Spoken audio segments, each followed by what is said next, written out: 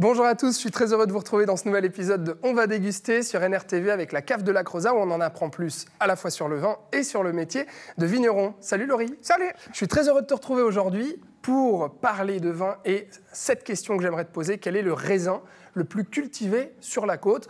Alors, je t'avoue que j'ai ma petite idée, ce serait pas le chasselas par hasard? Oui, c'est le chasselas, effectivement. Et c'est quoi le chasselas en fait? Le chasselas, c'est du raisin, c'est un cépage, Ouais. on va dire.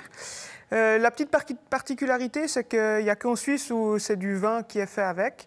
Sinon, dans le reste du monde, c'est plutôt du raisin de table. D'accord.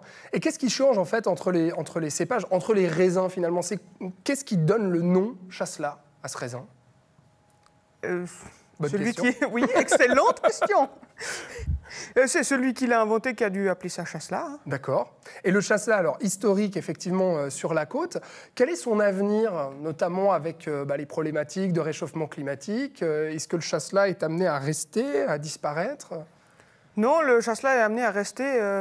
Il ne va pas faire non plus assez chaud pour que ça n'aille plus. Ouais. Et il tient aussi les températures chaudes et donc ça ira très bien. Alors, on le précise quand même, le chasselas, bon, c'est du blanc. On ne l'a pas dit, oui. mais je pense que tout le monde est au courant. Il y a quoi d'autre comme cépage sur la côte? Dans les blancs, on peut avoir du pinot gris, du muscat, du gewürztraminer, du chardonnay.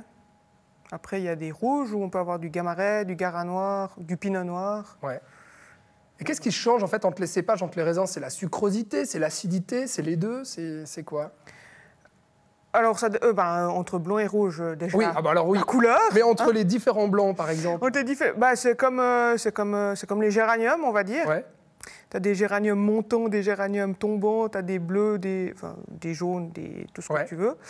Donc, évidemment qu'un chasselas, c'est une plante, donc c'est un cépage prédéfini. Après, si tu prends du chardonnay, par exemple, les grappes seront différentes. C'est pas les mêmes. Les raisins seront plus petits comparé au chasselas où c'est quand même plus grand. D'accord. Et voilà. Et donc ça change le goût, forcément, quoi. Oui.